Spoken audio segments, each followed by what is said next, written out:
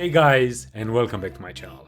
This is going to be a really nice video tutorial in my opinion. I'm gonna show you how to create a gallery view in React Native. We are going to use two different flat lists, fetch the data from pexels to get some images and fed them into two different flat lists. One that will going to display a big or a full width and screen or stretched image on a background, and the list displaying the thumbnails. What's interesting about this tutorial is that the flat lists are actually communicating with each other and they are synced, meaning that if you scroll on the big flat list, the thumbnails are it's also going to scroll and keep the active slide in the middle of the screen. And also vice versa, if you press on a little thumbnail, it's going to move the thumbnail into the middle of the screen, but also scroll the big carousel from above. So let's play the intro, jump straight into VS Code and start building this gallery view. Shall we?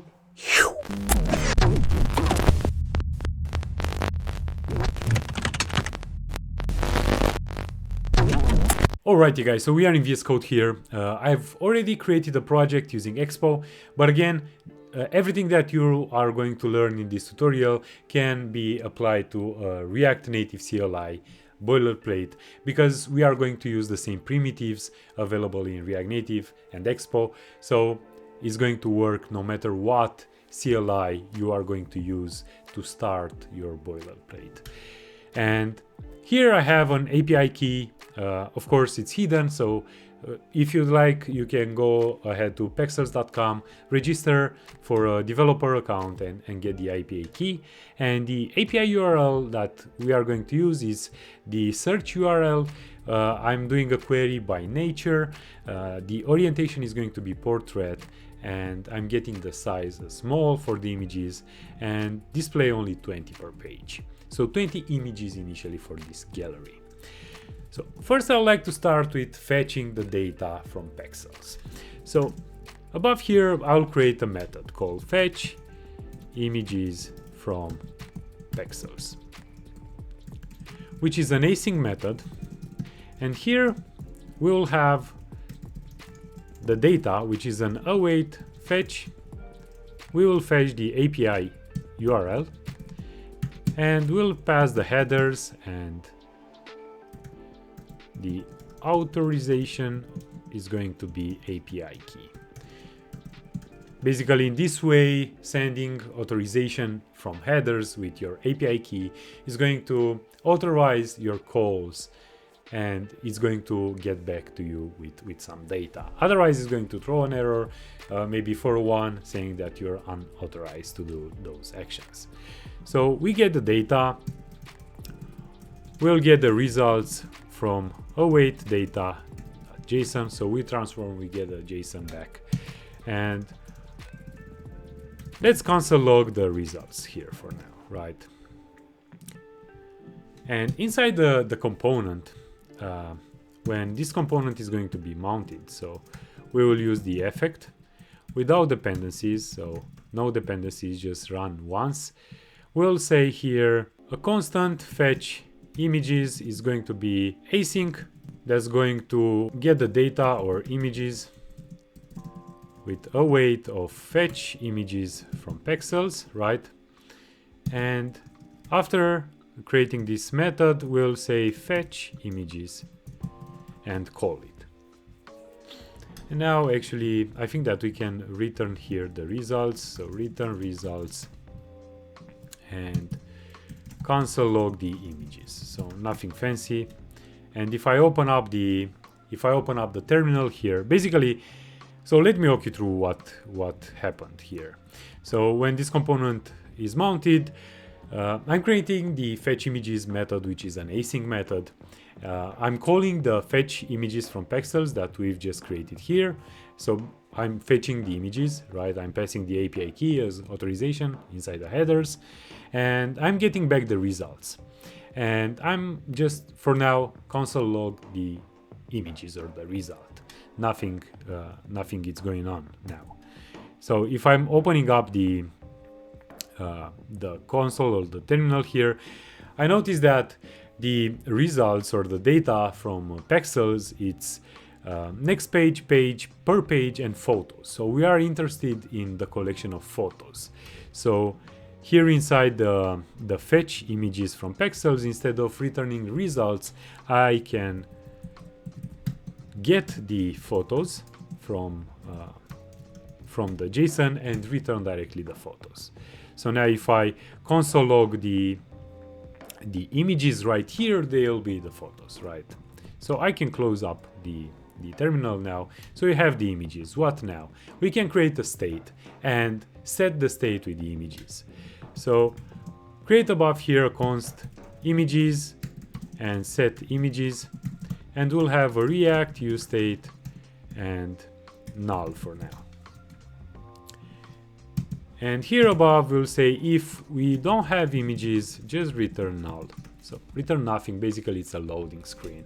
I can easily add text saying loading, right, instead. So now when we have the images, we will say set images with images. And now we got a response back from pexels, set images. Now this images is going to return true, right? Is going to return a particular collection of items and is going to go to this branch. So now if I console log the images which are set into our state and open up the terminal, misspelled images, you'll notice this is a collection of data that contains average color, height, ID, light, photographer, and so on. So with this data, we can actually display two different flat lists. But first, let's start with a big one. So I'll have here a flat list. Cool. And the data is going to be images, right? Key extractor is going to be item and item.id to string. Notice that the ID it's an integer, so we need to convert this into a string because this is how FlatList would like to receive the key extractor, right? The key itself. And down below, render the item, as we'll get the item and we'll return here a view or directly the image. And the source for it is going to be URI item. And let's look inside the object here. So we'll have item source, right? So we'll have a source, and then I would like to display the portrait one. So source portrait, right? Hit save and also apply some styles. So we'll have a style sheet absolute fill object. Basically, it's going to take the entire space of the view. Wrap this view, wrap this image into a view. And to display the image, we need to have a width and height. Cool. So basically, this view is going to take the entire space of the screen, and this image is going to stretch because of the absolute fill object style. So now we have a vertical scroll or a vertical flat list that's going to receive the data from pexels and display the images. Now the immediate next part is to make this horizontal and enable the padding, so we'll have a carousel style. So let's close for now the terminal here, and for the flat list we said that we'll like to make this horizontal and we'll enable the padding. And also show horizontal indicator is going to be false. So we have a really nice carousel with images fetched from pexels, right? Nothing really fancy about it, but we made it to a point where we can actually display the second flat list. And the second flat list is going to have almost the same thing. So let me copy paste everything. So I'll have the same data, the same key extractor. Let's remove the padding enable because we are not going to do a pagination there. Show horizontal, it's okay. And inside it, we will have an image directly an image. And let's see if we defined here. No, we didn't define. So let's say image size is going to be 80. Define this constant here and go into the second flat list. Remove the absolute fill object and pass a width of image size, a height of image size, and a border radius of 12. So we have this nice horizontal flat list at the bottom of the screen. We need to position this absolute, so position absolute. We can say bottom, I don't know, 80 pixels. Let's do it as image size, why not? So we have this horizontal, right? We can do another thing, so margin right of spacing. Let's create the spacing variable here. So const spacing is equal to 10. All right. And we can also add a content container style. Padding, let's give it a spacing. Padding horizontal actually, right? Only on the sides. Cool, so we've created this, those two different flat lists, and now we need to sync them out, right? And first thing, I'll show you how to get the active index from the flat list.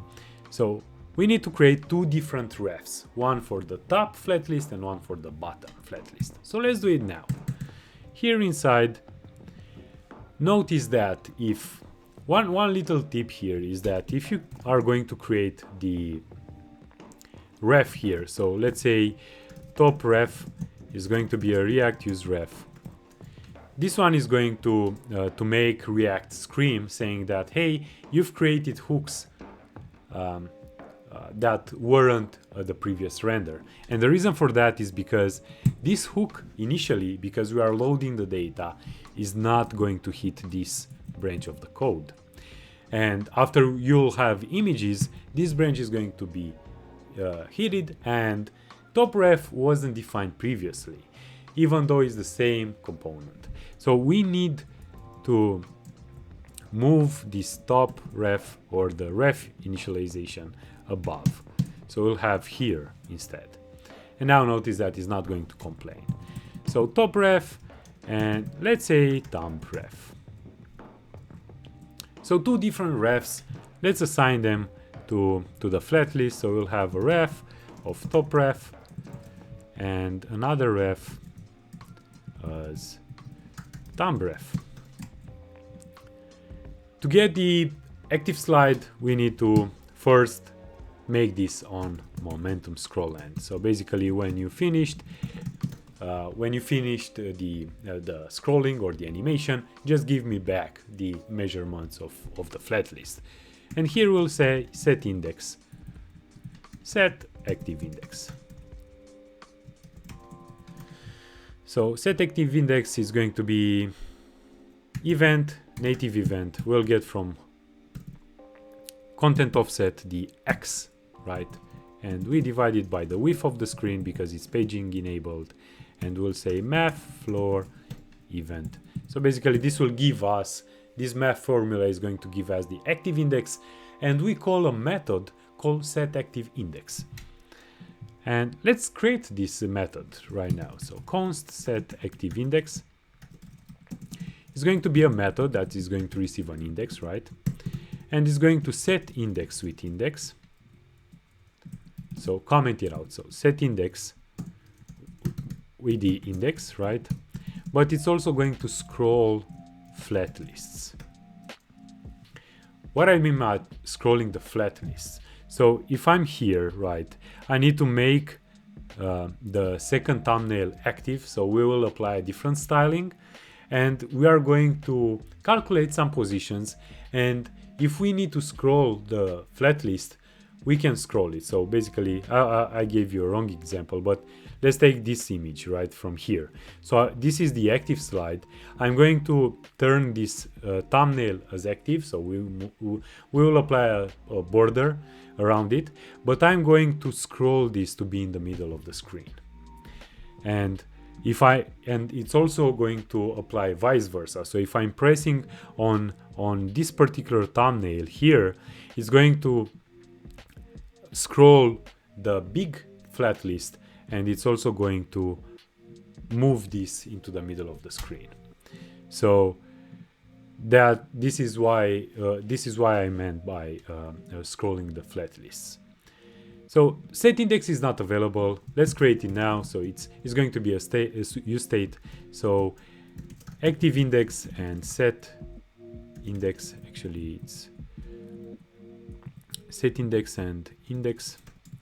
So it's a React use state, and we'll start from 0. And set index is going to be available now for us. So whenever you are going to move, you'll have the active index. In order to make this visible, we need to go here inside the image, and as a style, we'll apply a border width of 2 and a border color. If index is equal to index, I think that we need to somehow misspell it. So active index and set active index. Scroll to active index. Let's rename a couple of methods here. And set active index will not be defined. Okay, so we have active index and set active index, and inside the flat list we can get the index, and we can say active index. If active index is equal to the index of the current, I would like to make this white. Otherwise, it's going to be transparent. So basically, I'm modifying the styling, right? You see, it's going to modify. But we should also do vice versa. So if you press on an image, you should set the active index or call the same method from the thumbnail flat list. And in order to do that, we need to wrap the image into a touchable opacity. So touchable opacity, and touchable opacity will have an onPress handler. OnPress, we will set the scroll to active index by the index. And now if I press on this guy, it's going to scroll to that particular item, right? Now to sync the thumbnail list with the big list. Inside this scroll to active index, when you press on this button, we receive the index, and we can call an imperative method or call an API public key from the flat list. And to do that, we need to go here and say, if we have the top ref current, we can scroll to offset. And we can pass the offset as index multiplied by the width, and animated is true. Basically, this is saying, because each slide is actually the width of the screen, we just need to multiply it by the index to scroll to that particular offset. And if we hit save now, you'll notice that if I press on this button, it's going to automatically navigate. So we kind of created a pagination, right, from the thumbnails.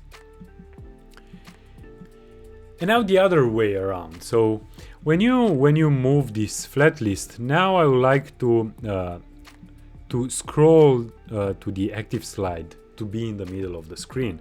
And how we are going to do it? Let's say you are the first one, we are not going to scroll. Second one, not going to scroll. Third one, maybe, but the fourth one definitely should go in the middle of the screen.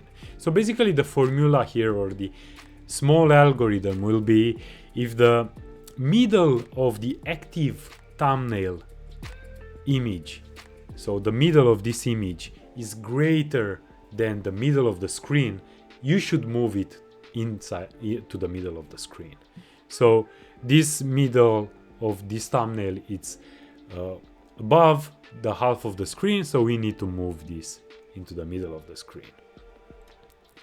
So let's create this now. So here inside we will check if the index multiplied with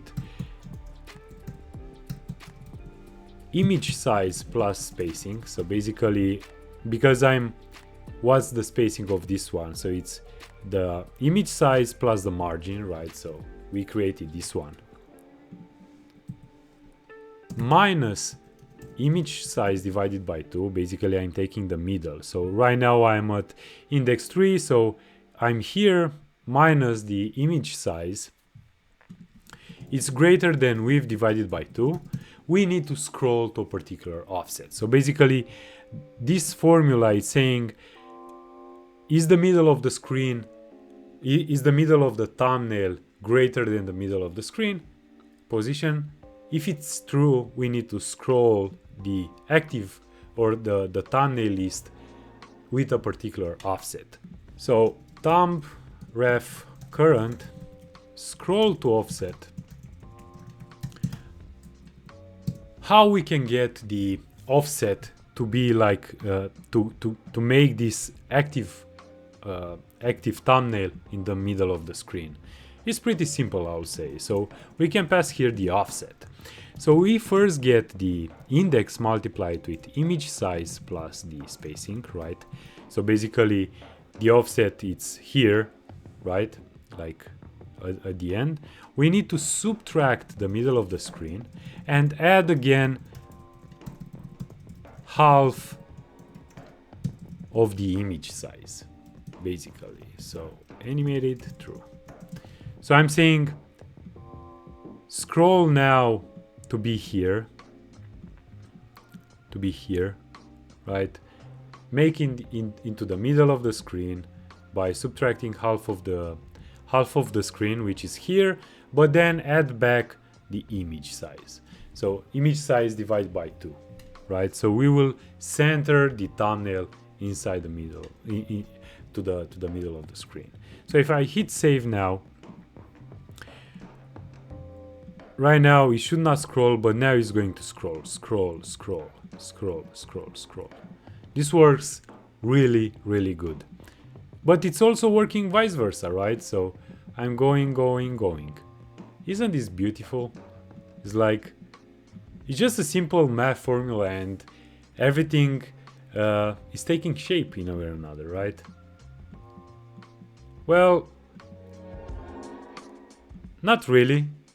I mean, you see, if I'm here with a thumbnail and I'm just pressing on this button, nothing will happen.